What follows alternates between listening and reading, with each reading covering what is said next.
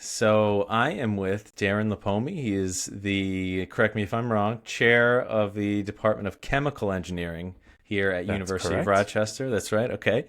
So, and my goal with this is really to just talk to people doing science communication, period, or uh, scientists and researchers doing communication and doing it authentically, doing it well, in order to help others that are thinking they should talk about more things online, or they're hesitant to, and maybe need like a little something to push them, to be more comfortable with it. And I don't know. I'm excited to talk about it though. So Darren, we've talked about this before, but when you first started, the communications team wrote an article about you. It was in the news center.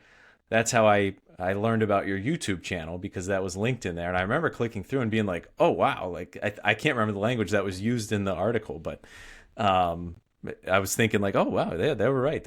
Yeah, I think I saw something like 17, 18,000 subscribers, and you don't get to that point by just by happenstance. It's you have to be consistent. You have to provide relevant information to your intended audience, all that good stuff. So clearly, you were doing something right in that regard. But first, why? What was the thought process? I went back to some of your oldest videos, and I think they're like 8 years old or so. So, what was the purpose 8 years ago of starting a YouTube channel for you? I had always been interested in video communication. When I was a kid, I used to have this PXL 2000 black and white video camera. It was made by Fisher Price, and I got that when I was in like first grade, and it would record 10 minutes on each side of a high definition audio tape. Believe it or not, there were differences between audio tapes. And so these were the expensive ones. And so I would basically make videos of my stuffed animals, playing out parts in Star Wars and Star Trek and stuff.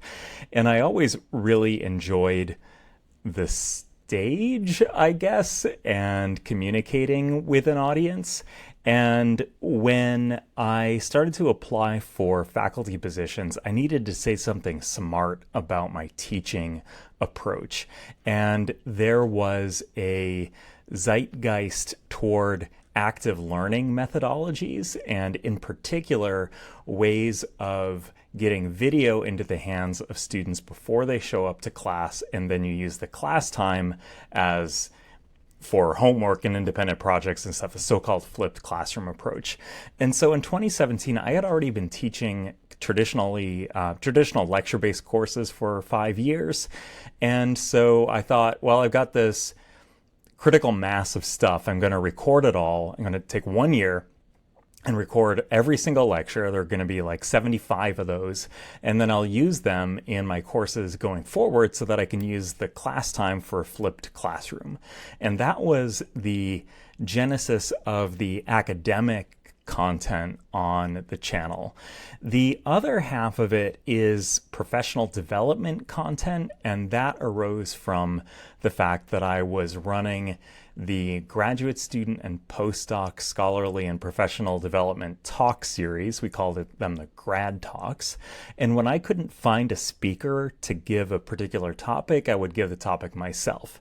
And because I was already doing the work with the course lecture recording, I just turned the equipment on myself for those talks too. And then I started to upload those. And that was about the same time. So when did you start noticing, so the intended audience seemed like at first was just people that were going either thinking of taking your courses or then taking your courses, and then, like you said, being able to use class time for other things. So when did you start noticing others that, like kind of taking an interest in what you were doing? Yeah, so, clearly if I had just wanted it to be the UC San Diego audience, that's where I was before I was at Rochester, I would have made them the links private or at least unlisted and sent them out. But I guess I was, I don't know, being a little vain and thinking these might actually be useful outside of campus. And so I made them all public. I did the absolute minutest due diligence as to whether or not I was allowed to send, UCSD content outside. And I remember I asked my dean about this, and the only thing he cared about was, is it branded? And I said, yeah, in the topic description, it says UC San Diego, but I added a little watermark. I've since taken it down, but for that time I did have a UCSD watermark, and I think they got their money's worth, which is to say it was all free, because there were a number of students who enrolled in the degree program Nano and Chemical Engineering because they said that they saw something that I made on YouTube. So it was a pretty good marketing tool. That's interesting. I wrote a note here to ask you about permissions, since you were recording lectures, and for folks that haven't seen it and are listening, it's pretty much, or at least most of the ones I've seen, right, it's like a one shot camera on you teaching, right? Like, you don't see students or anybody else really in the class. So I'm guessing there weren't a lot of permissions there, but yeah, so that was really it. You talked to your dean, Yeah, you said, and it was like, yeah, brand it. I'm sure that if I had gone straight to the marketing department and asked them, they would have told me no. Okay, I'm not sure, but I think they would have been nervous, let's say. They would have been nervous. Sure. Well, you mentioned, we talked just quickly about the the look, and you've pretty much stuck with the sort of raw, unfiltered, minimal editing content. And I know, like myself, I used to get caught up, and still do, on like, well, I'm not going to do anything on YouTube until I get a nice camera, or I'm not, I need a microphone, or like, it's going to take me so long to edit this stuff. Like, I just don't have time right now. But, you skip a lot of that stuff, and you haven't needed it, right? It's become sort of part of, that's the look. And we were talking not too long ago at a meeting of podcasters around the university, and I think you mentioned that is kind of the part of the reason for the following you have, is because of like that authentic feel, right? I mean, is that just always how you've done it, or is it intentional, or both, or is it just because you wanted to get stuff out there and that was what it was going to be? Yeah, it all started off as laziness. I think at first, when I was just like, I could put this online with all the ums and the ahs and the non-words and the awkward pauses, and without the music, or without, not the music, there's no music. So without music and graphics, and because I didn't have time for it. I mean, I started doing it. I was already a tenured professor. I was teaching and running a research lab that had, X number of $100,000 a year and, research grants and so on. And yeah, I didn't have multiple hours to do the editing and so forth. But then I think one of the reasons why the channel started to be successful, to the extent that it can be with the niche audience that I have, is that it is raw and unfiltered. Because I think that the editing and the production values subliminally tell the reader that they're seeing a curated version of the facts.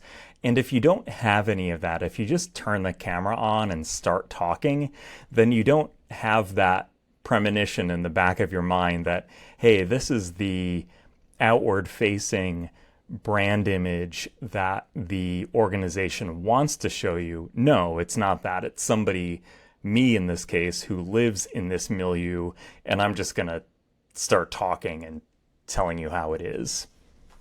And I think more and more now, like the younger generations, sort of, especially the ones coming up into their undergrad years and graduate school years, I feel like they're quick to recognize those kinds of things. Like they see that now just based on growing up with social media and influencers and all this stuff. And it's like, Yeah. oh, you can pick out a branded or a video that an institution owns versus an authentic raw one in a second now, especially that audience.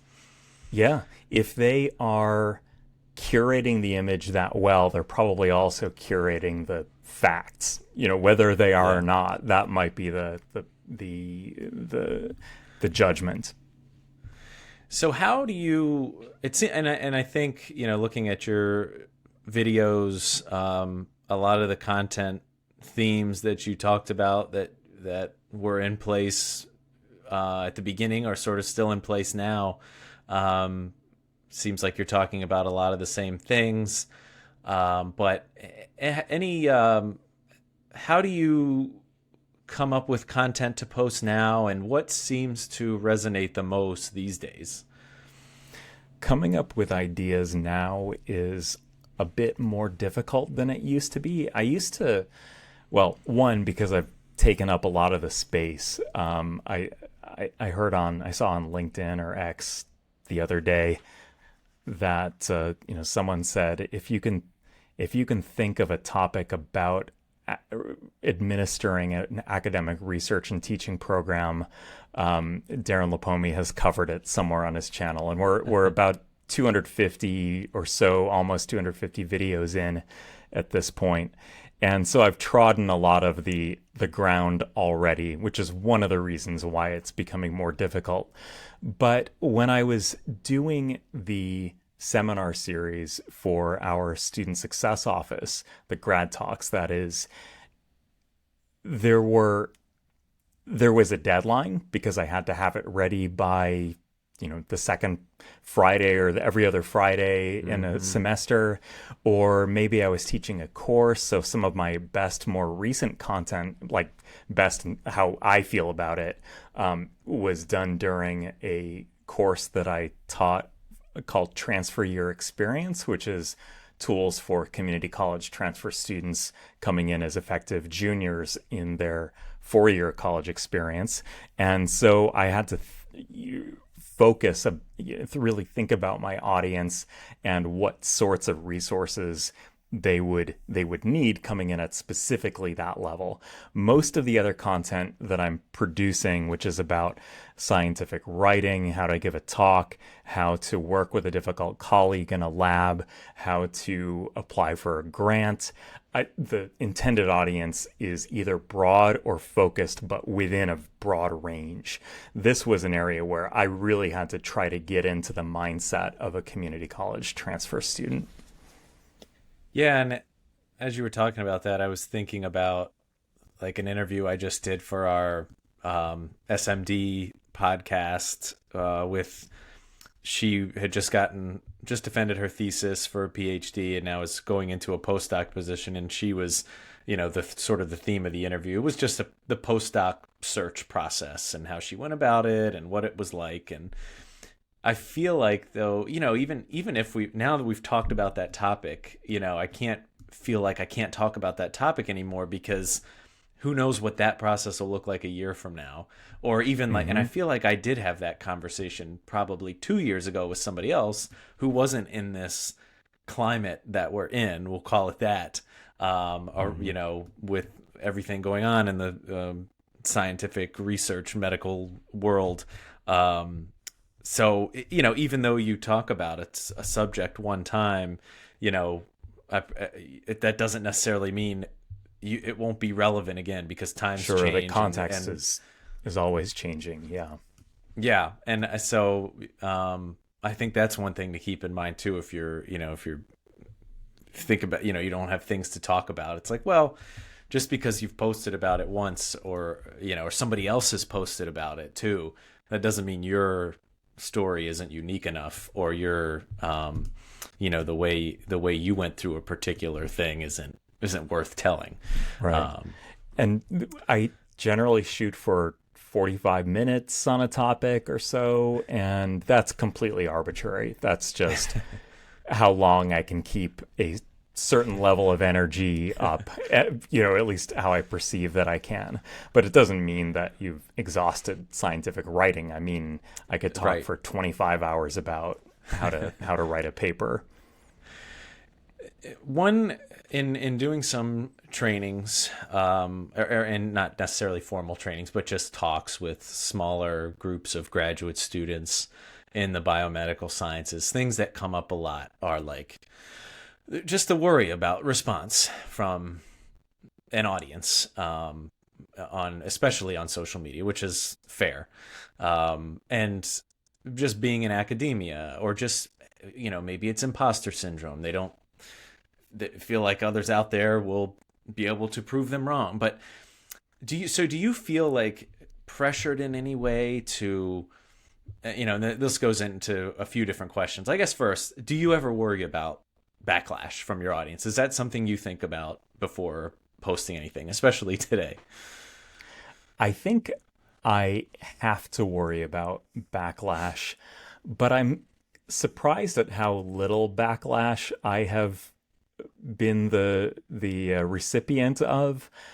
Some of the most prominent cases. One time, I failed to attribute the invention of the alkane thiolate self-assembled monolayer on coinage metals to the appropriate people. I put George Whitesides on there, and I should have had Alara on there, and I'm sorry, and I published a correction, and so that was probably the one that I felt the worst about, because it's an actual scientific thing, like misattribution. No one ever wants to do that as a scholar, and I'm still a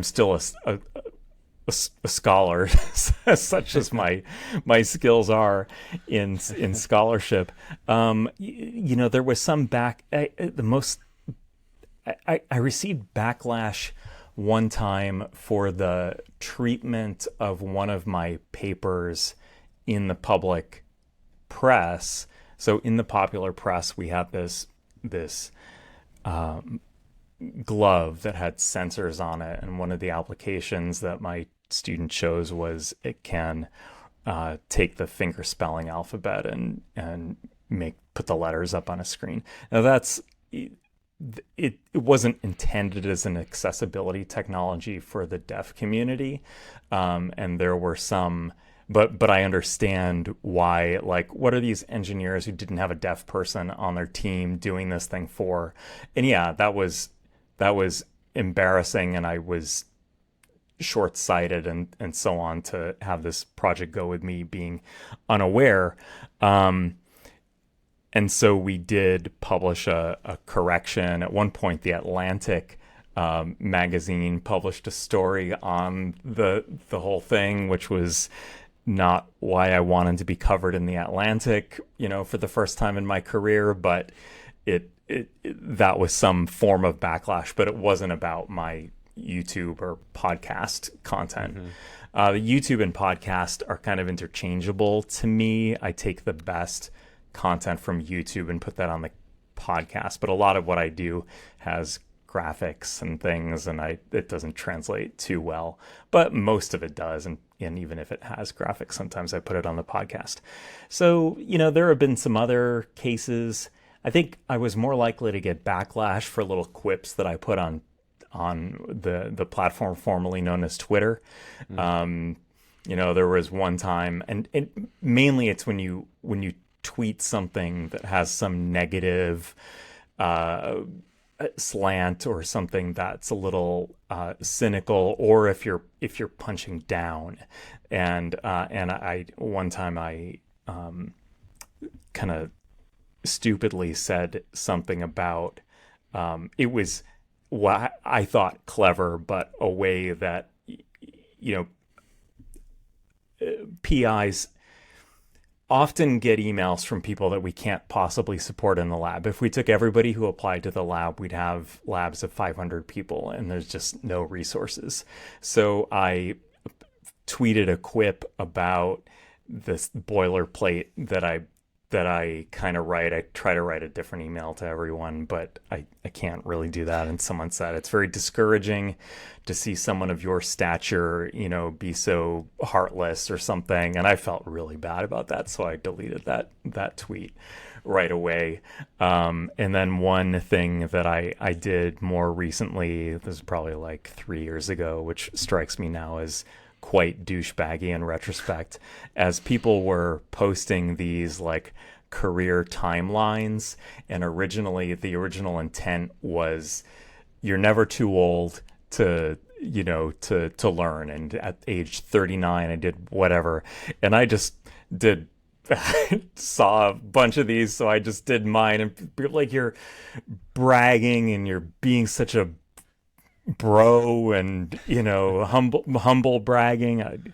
Thankfully that word's not used so much anymore, because I don't think there's any distinction between humble bragging and bragging, but there we are. So I mean, backlash, YouTube, no, it's pretty positive, much more positive than the reception that my work gets from the typical grant reviewer or paper reviewer, where it's just as a baseline 50% negative, right? 50% critical. But that's, I mean, I think going to be helpful for others to know, though, that of course, at this level too, it's just something you think about and have to, of course. It's just kind of the nature of the platforms we use, I think. But you also said too, like, you were more likely to get response when you had a certain tone or something, or in a tweet. And if a researcher is publishing, they could just talk about their work, right? And talk about the data that they're seeing, and yes, that could also get backlash. But it's not that they would. You don't have to put an opinion in it necessarily. It's fine if you do, but you can also share facts that you're learning, and it could be that, right? I mean, that could be it. Yeah, if you can connect it to somebody's reality. But I published a LinkedIn thing today about the absolute most obscure topic ever. We just had a paper come out, and it's literally a polymer that's flat could either twist like this, like an axle, or it could twist like a book.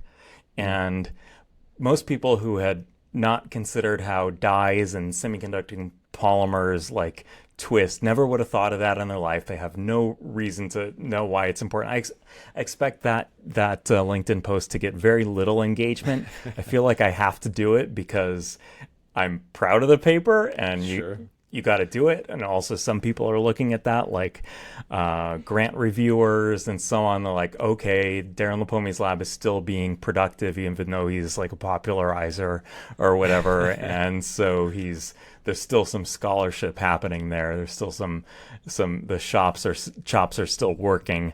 But yeah, I don't expect much engagement from a pure like scientific result. And that's okay too, to utilize your social channels as kind of a running portfolio, right? I mean, that's at the same time. I mean, it's, yes, you're talking about a specific topic in science, but it doesn't always have to be like controversial, or it could just be like, this is a cool thing we did, and I'm proud of it, and that's it. Yeah. Yep.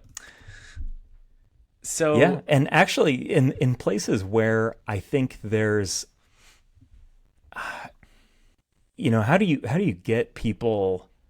How do you offer those facts to people who are going to like vote and make a difference? Mm-hmm. Because most science communities just follow each other, and there's very little leakage out into the mass market or mass media.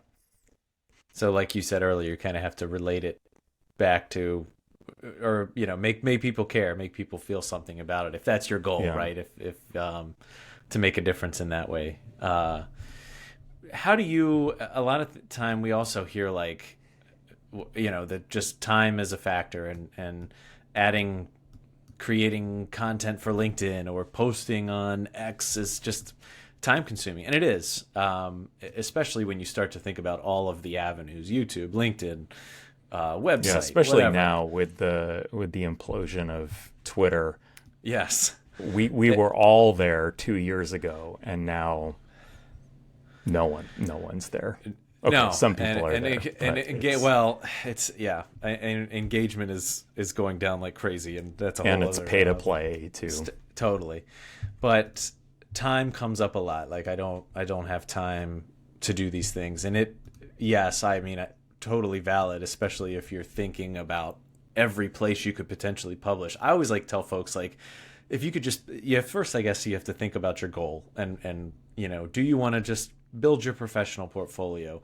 Are you trying to influence decision makers? That all is going to kind of influence where you spend your time. But like, you have to pick one medium and do it well, and then it becomes a lot more manageable. And I also say too, like, say you're on LinkedIn, for example, like, you don't being on LinkedIn and building a personal brand or presence on that platform doesn't always involve creating posts. You can comment on other people's stuff and congratulate them, thank them, give an insight into their work, or reposts people that you follow. That's all relevant engagement on a platform like this, and less time consuming. But how do you balance creating content with research, teaching, mentoring, all that stuff you do in your role? I try to consolidate tasks. So if somebody wants to interview me for, say, a community hour for the American, like the student chapter of a professional organization, I'll ask if I can record it and I'll post that. So this was quite popular during, it was popular to have these Zoom kinds of meet and greets with faculty during COVID. And so I did a lot of them, and it was also easy to record it. When you have in-person meetings, it's more presumptuous and intrusive to like bring recording equipment to it. So in recent cases, like if I just look back at some of the recent content that I've produced, it's been like a compulsion to produce an episode on a particular topic, and I just can't do anything else until it's done. So I'll go on a walk in the morning and I will dictate the script to my phone, and it won't be a complete script. It'll just be bullet points. One of the nice things about the ChatGPT app is that you can have it arrange a bunch of word salad into organized points. Where is that organization better than I would have come up with on my own? Maybe not, but it took less time. Way faster. And now I have a series of bullet points. It's my work, but I did get some curation help by means of technology. And then I have something that I can kind of riff off of in front of a camera. I did a few episodes like driving in my car that turned out okay, but I stopped doing that in large part because it took too much. Like, I don't like to edit at all, but when I'm at a four-way stop, I need to stop talking or I'm going to cause an accident, right? Because I need those neural pathways for, something that is of corporeal importance. Yeah, absolutely. I love that though, because I love that you mentioned ChatGPT, or just another way of, saving time. I did that. I think I saw somebody on LinkedIn who was talking about, like, he creates a lot of content around working from home as a dad, and he was gonna leave, and him and his wife were going away, leaving the kids with grandma and grandpa. He wanted to give grandma and grandpa a schedule of what the kids did for, dinner, bedtime, that whole routine. And instead of typing it out, I mean, he spoke into ChatGPT, said, this is, like you were saying, just like kind of word salad and just chatting into the phone, no real organization in mind. And then it was like, can you put this into an organized schedule for me to print out and give to, and I was like, oh my God, that's genius. Like, and I've done that a couple times since then. So yeah, utilize the technology. Like going, we all should get out for a walk once in a while. If you have an idea, go, bring your phone with you and just speak. And it's amazing. Like, yeah, I'm not very good at just going on the fly. Like I have to have at least an outline, and I don't like to have a word for word script, but I like to have something. But like you said, it takes a lot of time to write an outline, like on a particular topic you want to talk 30 minutes about. So having stuff like that is it's made it a lot easier. Absolutely. I had traveled to, I think my count is 26 countries mostly for work trips. And I had never been to the UK. I've never even been on a layover at Heathrow. And we're going this summer, and I have no idea what's there, beyond the Tower of London and so on. And so I dictated some stuff to ChatGPT about, two parents in their early 40s and then a daughter who's 6, and the kinds of things she's interested in and we're interested in, and we have 10 days. Give me a mock itinerary. And then I sent that to a travel agency, and then they kind of, they did a lot of work around the edges, but much of it is picking and is refined based on this conversation with ChatGPT. So there are some non-work efficiencies you can build into your life. For sure. So, I'm looking at your YouTube channel now, and I notice some of the more recent videos. I see research funding as national capacity building. Do you really need a PhD anyway? Talking about the cuts to federal grants for science and engineering research in universities. A couple more like that. What's the real purpose of science research? We're in a time where we hit on earlier, science is regularly questioned, politicized. How do you, since it's, I'm assuming that some of these videos were just kind of a way to get sort of your response to all this out there. Mm-hmm. How do you think scientists or researchers can or should they respond to this through communications? Yeah, how much time do we have? I have a few different reactions.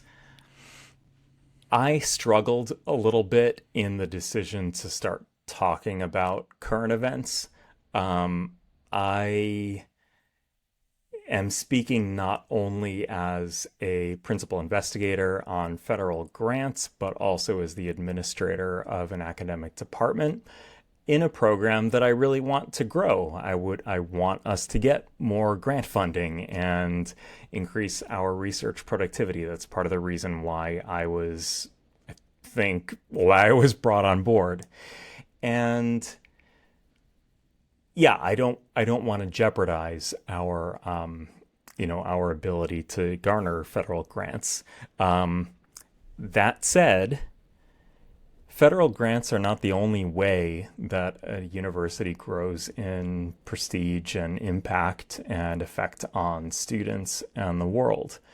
One of the reasons why academia has such low overhead rates is that the overhead is subsidized by student tuition, by endowment payouts, by current use gift funds, by sports, by real estate investment income, by hospital revenue.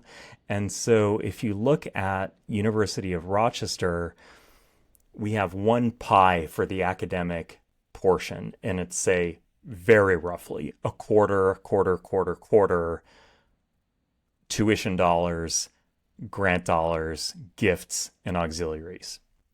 Then hospital revenue is another 2 to 3 additional pie charts that are all one source, which Yeah. is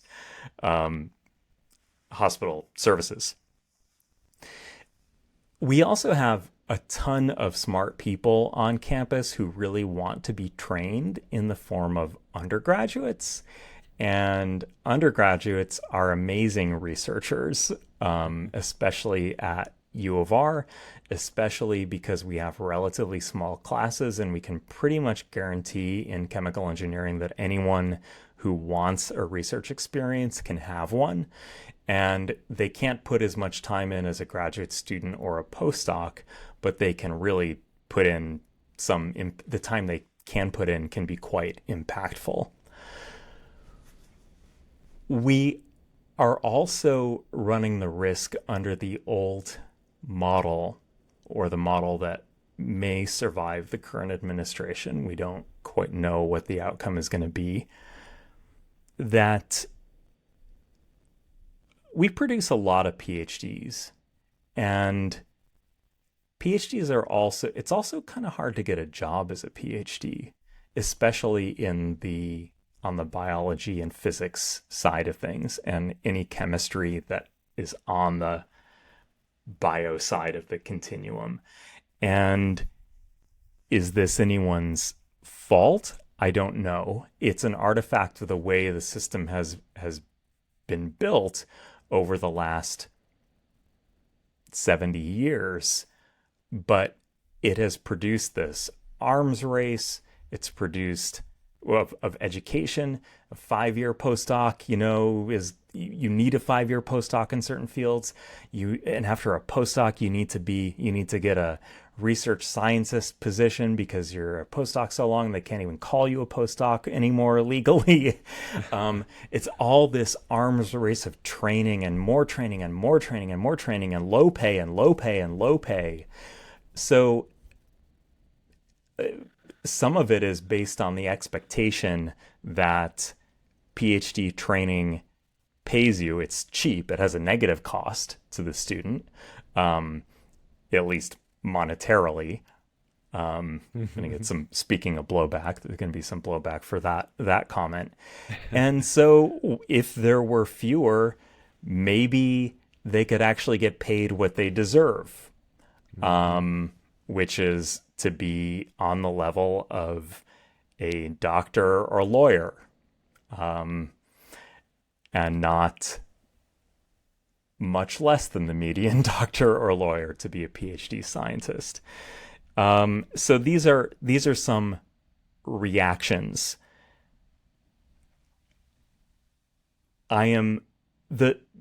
Another reaction is I'm embarrassed for me and my colleagues as scientists to allow ourselves to be so vulnerable to shifts in public opinion. If what we do is so important, how did we allow ourselves to be decimated by this utter stupidity happening among the leadership? Federal granting agencies are the most successful venture funds in history. I mean, it's not just the money that comes out of, you spend $1 on research. What that means is you're spending $1 on, some of that goes to somebody's rent, some of it goes to custodial work, some of it goes to this person, this person, this person. It's stimulative. It has a snowball effect, and then there's also the long-term outcome of the research. Maybe it starts a company, maybe there's a patent that gets licensed, maybe it's just a paper in a scientific journal, and that forms an idea that is then turned into $1 billion product at a company.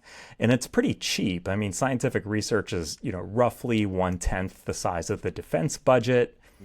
And so how did we allow it to to be abused in the way that it has been? How did we make ourselves so anti-resilient that we can't take this shock to the system when there are so many smart people already on campus? There are so many other ways to generate revenue, and we just allow, some people who don't care or are misinformed to make these decisions. So how do we, respond to stuff like that through communication then? Is it just through continuing to promote the work or opportunities or everything you hit on there? All of the above, Yeah. I think. I think that scientists tend to be a little bit,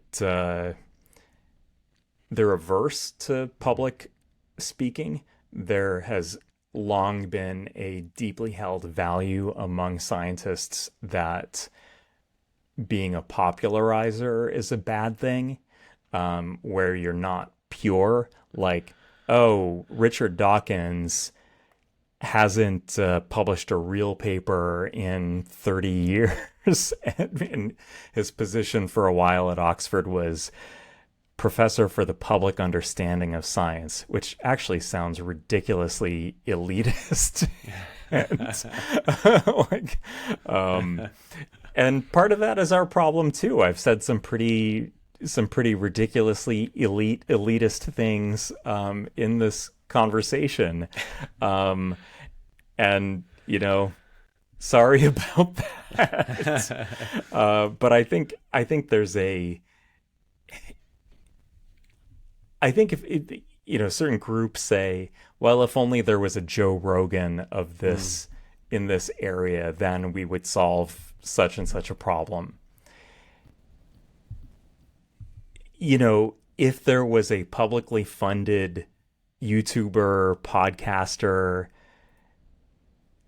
then that had some amount of professional success, but really spoke in a plain way about how the science is actually done, as opposed to sort of wowie and borderline conspiratorial sort of undertones. And there are certainly scientists who are doing that, and like looks maxing and clickbaity titles, and like that, and then it gets more polished, and then you have the whole thing in your head about if this much is polished, then the turds they're spewing are also polished.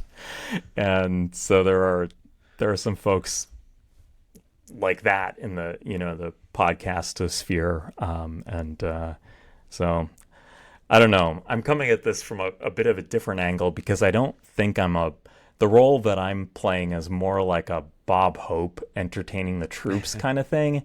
Most of my audience, I think, are other scientists. Yeah. Whereas I'm not really trying to sell the most recent longevity, life extending, snake oil to, unsuspecting millions on Spotify. I'm talking directly to scientists, so I have a bit of a different niche there. And I can't remember it. Oh, it's in an upcoming podcast conversation for the next step. One of our medical doctors who did a residency here, I talked to him actually about science communication, and he writes some amazing pieces on sort of his experiences as a pediatric cancer doctor. And so, we kind of talked a little bit about that, but he made a great point, and like, he is at the end of his career almost, been at this for 30 plus years, and has a level of comfort saying things in his writing that, no grad student will have, because understand, and that is totally valid, understandable. No one can hurt him, right? Yeah. Experience with experience comes confidence to say certain things, and I'm sure especially as you get to the end of your career. But I mean, is there any so I think all that to say it is valid with the graduate trainees who are hesitant to put themselves out there in any way, shape, or form. Do you have any we may have already touched on it, but any particular advice you'd give to folks like that? Yeah, I think if you can make up a lot of ground in the information environment just by posting just the facts. And try to go a little bit beyond check out my paper on da da da da da. Tell a story about, like, we found this because originally the petri dish was dirty or something, and I don't know, I'm making this up, or Yeah. a little bit of an origin story for your work. And don't think that just because you publish one LinkedIn post about it, that's all there is to say about it. And also, if you post it again on LinkedIn, even though your paper came out a week ago, people will still think it's brand new because they're seeing it in their feed for the first time. Yeah. And then post about it once a week for a month. And as you mentioned, there are more than one way to engage on LinkedIn. You can comment on other people's work. You can repost and comment. These aren't things that people don't know, but they don't. You don't have to be the OP. Yeah, I think any way that you can humanize, I guess humanize is the right word, your work, right? And I think that's what the doctor I was just referencing does so well, is he just brings a level of it just shares like the human element of being a doctor, and he's like also a dad. So he wrote a great article about so many patients that come in, or the parents of those patients are always asking him, well, what would you do if it's your kid? And he wrote about that, and it really, like, okay, yes, he's a doctor, but geez, he's also a dad who struggles with these decisions and has to think and puts that hat on sometimes too. And it's like, oh, and you're more likely to react to that or respond to that and feel something from that. So any way you can humanize it. Yeah, the most popular video that I ever produced, just 10 times more views than any other, is my struggles with not being able to swim until I was in my 20s.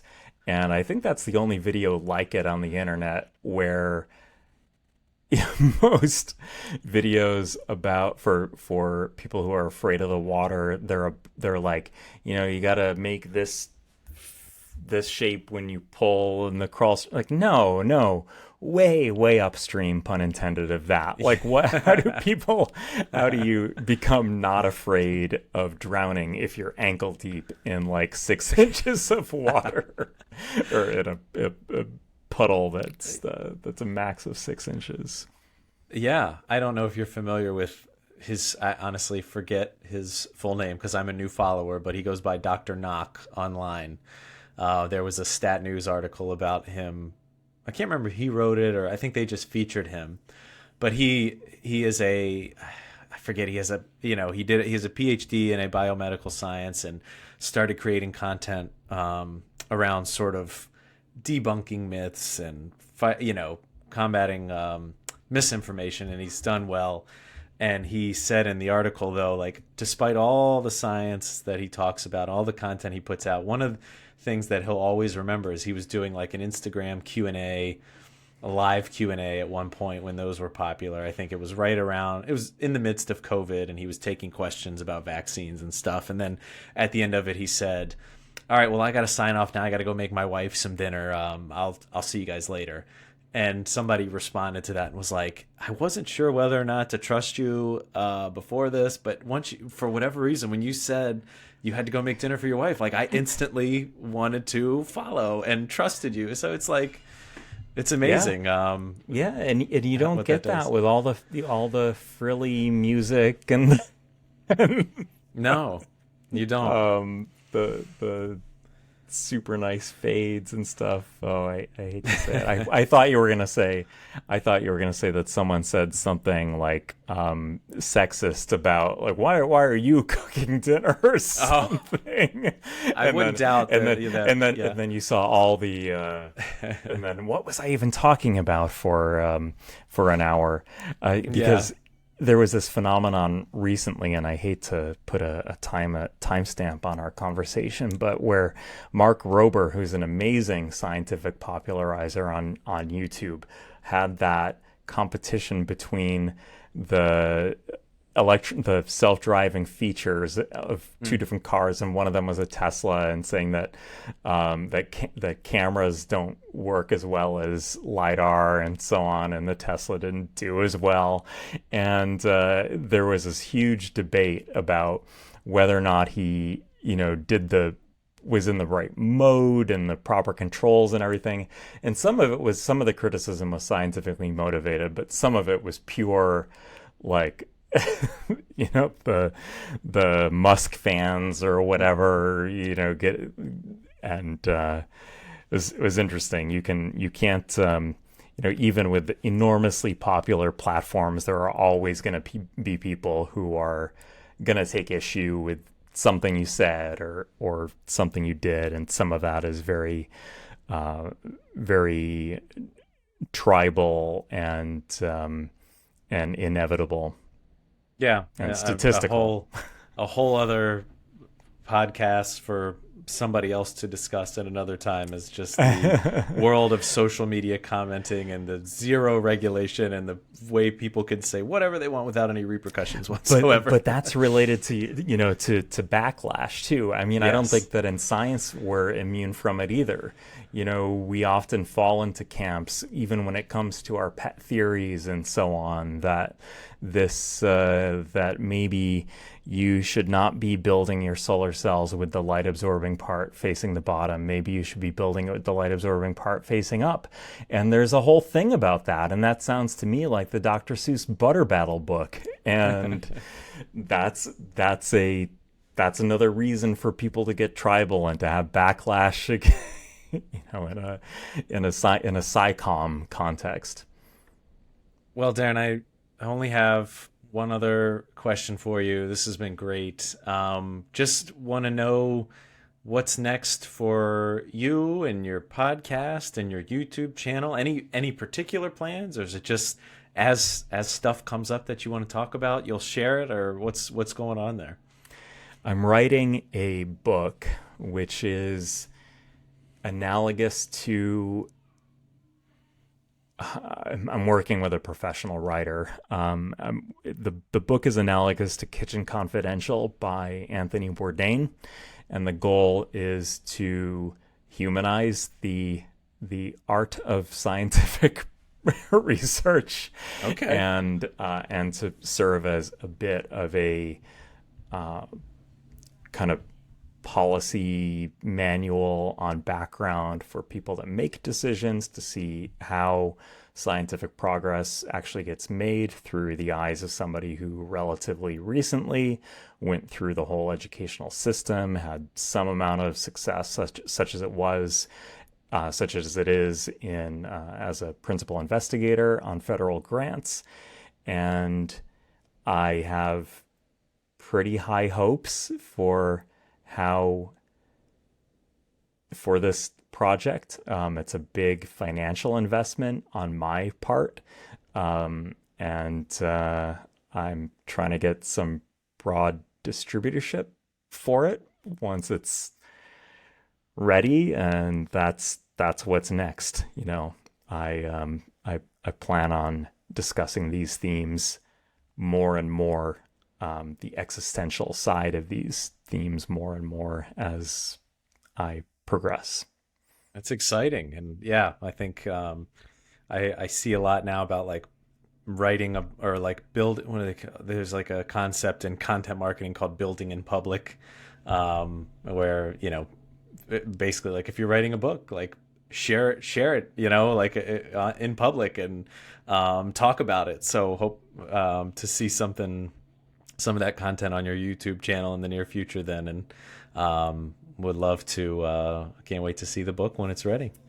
I mean, I did do a book myself with my co-author Robert Ramsey, Introduction to Nanoengineering. You know, if you have a spare $100 to spend on a highly niche textbook, you know, your listeners should be aware. Great beach reading. This one I'm working with somebody. Well, best of luck on that, and thank you so much for your time. I think a lot of this will hopefully resonate with and be relevant for our trainees thinking about, you know, communicating their science and their work. So thank you so much. Thank you, Jeff. It was a pleasure.